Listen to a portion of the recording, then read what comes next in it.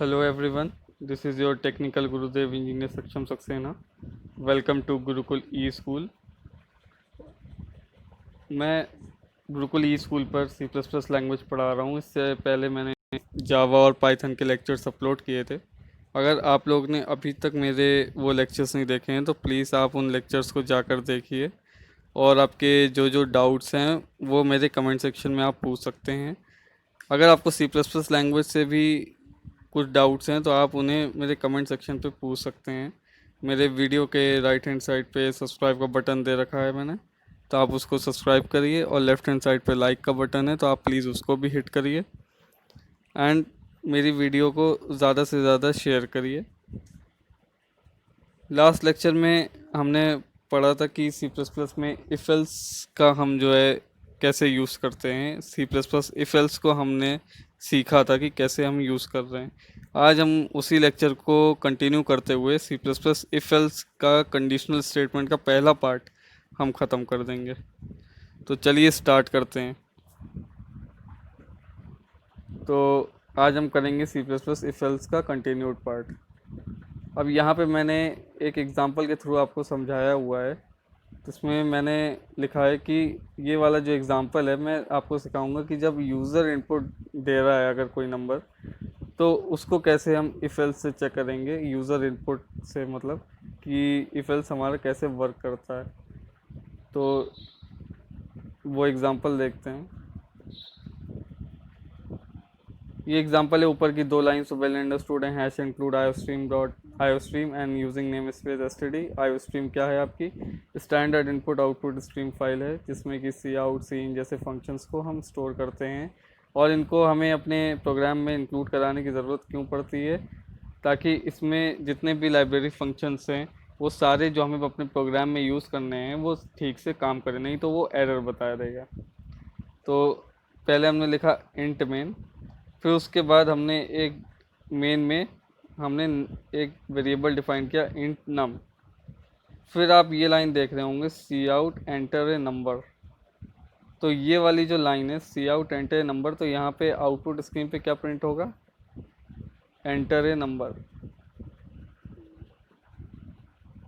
और ये मांगेगा यूज़र से इनपुट यहाँ पे, क्योंकि यहाँ पे हमने क्या दे रखा है? सी इन नम, क्योंकि हमने वेरिएबल दे रखा है नम। तो एंटर ए नंबर में हम जैसे हमने लेट सपोज कोई वैल्यू एंटर की 12, तो नम में हमारी वैल्यू कौन सी स्टोर हो गई? 12। अब ये कंडीशन पे जाएगा, if num mod two equal 0। तो नम मॉड टू यानी कि 12 मॉड टू इक्वल 0 है, क्या उसका रिमाइंडर 0 आ रहा है? तो आंसर है यस। तो इसके बाद क्या प्रिंट हो जाएगा कि इट इज़ इवन नंबर। फिर आगे जाएगा ही नहीं, प्रोग्राम कंट्रोल डायरेक्टली बाहर आ जाएगा। अगर हम यहाँ पे 12 की जगह 11 देते हैं, तो फिर उसके बाद 11 दिया हमने, यहाँ पे गया 11 मॉड टू इज इक्वल 0, ये कंडीशन जो है हो गई फॉल्स। तो इसके बाद वो एल्स की कंडीशन पे जाएगा और यहाँ पे उसको क्या आउटपुट मिलेगा कि इट इज़ ऑड नंबर। तो यहाँ पे प्रिंट हो जाएगा कि इट इज़ ऑड नंबर। तो ये एक प्रोग्राम है जिसमें हम यूज़र के थ्रू इनपुट डाल के हम चेक कर रहे हैं कि इफ़ एल्स की कंडीशन। तो अब नेक्स्ट हम मूव करते हैं इफ़ एल्सिफ लैडर की तरफ। ये हमारा लास्ट टॉपिक है इफ़ एल्स की कंडीशन का, इफ़ एल्सिफ लैडर। तो पहले हम इसका फ्लो चार्ट समझ लेते हैं। एक मैंने यहाँ जैसे कि कंडीशन दी, अगर कंडीशन ट्रू होती है तो उसका ये वाला स्टेटमेंट जो है एग्जीक्यूट होगा। अगर फॉल्स होती है तो वो कंडीशन 2 पे जाएगी। अगर कंडीशन 2 ट्रू होगी तो ये वाला स्टेटमेंट होगा। अगर कंडीशन 2 फिर फॉल्स होगी तो फिर कंडीशन 3 पे जाएगी। ऐसे ही ये एंड टाइम्स तक ये कंडीशन चलती रहेगी और एंड टाइम्स तक ये स्टेटमेंट जहाँ तक ट्रू होगा फिर उसके बाद ही वो जाएगी नेक्स्ट स्टेटमेंट पर। तो ये इसका फ्लो चार्ट था। इसका थोड़ा सा प्रोग्राम बड़ा होता है, तो मैं आपको सिंटेक्स से समझाता हूँ। पहले हमने बता देता हूँ, उसमें लिखा था कि इफ़ कंडीशन 1, यानी कि कंडीशन 1 लिखी हुई थी और इसमें हम वो कोड लिखेंगे जिसमें कंडीशन 1 अगर ट्रू है तो यहाँ पे इस ब्लॉक पे आएगा प्रोग्राम कंट्रोल, अगर नहीं है तो फिर इसके बाद फिर एल्स इफ पे आएगा।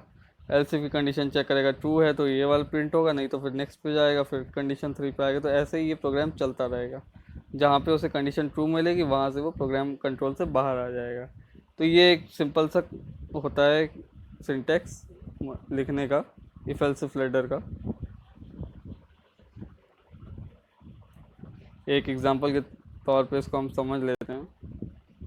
ये मैंने एक छोटा सा प्रोग्राम बनाया। बेसिकली ये एग्जांपल है कि किसी भी स्टूडेंट के अगर हमको मार्क्स चेक करने हैं कि क्या मार्क्स है, क्या परसेंटेज है, तो उनमें बेसिकली हम ये क्वेश्चंस लगाते हैं, सॉरी ये इफ एल्स इफ लेटर लगाते हैं। तो शुरुआती 2 लाइंस को छोड़ देते हैं, मेन की बॉडी से स्टार्ट करते हैं। मेन की बॉडी में हमने पहले डिफाइन किया इंट नाम एक वेरिएबल, इसमें भी हम यूज़र से इनपुट मांग रहे हैं, सी out enter a number to check grade.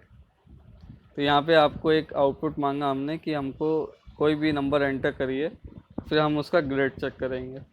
फिर उसके बाद हमने उसको काहे में स्टोर करा दिया, नम वेरिएबल में स्टोर करा दिया।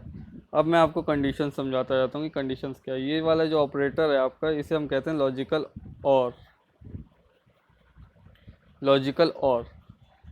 और इसमें क्या होगा, जैसे कि इसमें लिखा है हमने नम लेस देन 0 या नम ग्रेटर देन 100। अगर नम लेस देन 0 है तो लेस देन 0 कौन से होते हैं, नेगेटिव नंबर्स। तो ये बेसिकली हमारी रेंज दिखा रहा है, नेगेटिव नंबर्स। और अगर नंबर हमारा 100 से ज़्यादा है, लाइक 101 है, अगर नेगेटिव से 101 की रेंज दे रहे हैं हम, अगर नंबर इनमें से किसी एक में जैसे नेगेटिव अगर आ जाता है तो भी ये कंडीशन फॉल्स हो जाएगी। और अगर ये आ जाता है, अगर ये नेगेटिव आ जाता है तो ये भी ये कंडीशन एग्जीक्यूट होगी। अगर 101 आ जाता है तो भी ये कंडीशन होगी। तो हमारा आउटपुट क्या आएगा, रॉन्ग नंबर। फिर उसके बाद नेक्स्ट पे मूव करते हैं, नम ग्रेटर देन, ये वाला जो सिंबल होता है इसे हम कहते हैं लॉजिकल एंड। तो इसमें हमने क्या रेंज दी, num greater than equals to 0 और नम लेस देन 15, यानी कि ग्रेटर देन और इक्वल टू 0, यानी कि रेंज है 0 से लेके लेस देन 50। इक्वल नहीं लगाया इसलिए केवल ये 49 तक जाएगा। तो इसमें कितने नंबर्स आ जाएंगे, 50 तक आ जाएंगे। तो इसकी जो रेंज है 0 से 49 के बीच में अगर आता है ये, तो स्टूडेंट का जो रिज़ल्ट आएगा वो हमको आउटपुट देगा फेल। फिर हम नेक्स्ट पे जाएंगे। नेक्स्ट पे हमने क्या देखा कि num less than equals to 15 and num less than 60, यानी कि रेंज जो यहाँ पे दी गई है 52।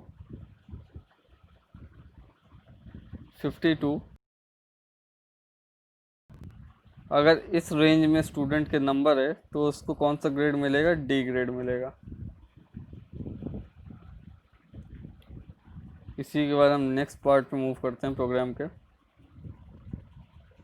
यहाँ पे फिर हमने दिए number greater than equals to 60 and number less than 70। तो रेंज हमने क्या दी है इस पे यहाँ पे कि 60 से लेके 69 तक अगर स्टूडेंट के मार्क्स लाई कर रहे हैं तो आएगा सी ग्रेड। फिर उसके बाद हमने नेक्स्ट कंडीशन दी है कि less than equals to 70 and 80। तो इसकी रेंज होगी 70 टू 79। अगर 70 टू 79 अगर रेंज लाई कर रही है स्टूडेंट के मार्क्स की, तो उसका ग्रेड कौन सा देंगे, हम बी ग्रेड देंगे। फिर उसके बाद हमने देखा कि number less than equals to 80 और लेस देन 90, यानी कि 80 टू 89 अगर मार्क्स आ रहे हैं तो हम कौन सा ग्रेड देंगे, उसे ए ग्रेड देंगे।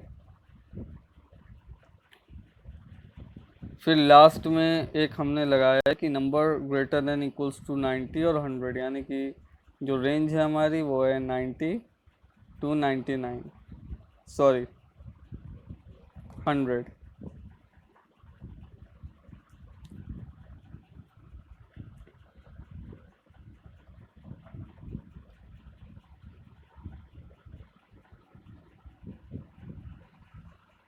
अगर 90 टू 100 के बीच में है तो हमारा ग्रेड आएगा ए प्लस।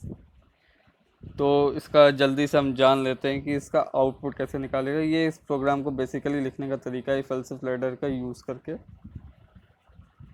तो हम पिछली स्लाइड में वापस चलते हैं और इसमें हमने suppose that enter number to check grade. अब आप लोग आउटपुट मेरे को बताते जाइएगा अपने। तो इसमें पहले मैंने लेट्स सपोज एंटर किया रैंडम नंबर 13। तो मैंने 13 एंटर किया, तुरंत प्रोग्राम कंट्रोल कहाँ पे जाएगा, 13 कहाँ पे लाई कर रहा है, इस रेंज में लाई कर रहा है, num greater than equals to 0 and num less than 50। यानी कि अगर स्टूडेंट के मार्क्स 0 से 50 के बीच में, 0 से 49 के बीच में अगर लाई करते हैं तो स्टूडेंट का रिजल्ट क्या आएगा, फेल। तो मैंने जो स्टूडेंट के मार्क्स एंटर किए इस हिसाब से ये हो गया फेल। अब मैंने रैंडम नंबर एंटर किया, लेट सपोज 112। तो यहाँ पे हमने किया लेट सपोज 112, तो यहाँ पे आउटपुट क्या देगा हमको, रॉन्ग नंबर, ये आउटपुट आएगा। अब लेट सपोज हमने दिया 58, तो अगर 58 हमने दिया तो कौन सा ग्रेड देगा कि स्टूडेंट का ग्रेड है डी।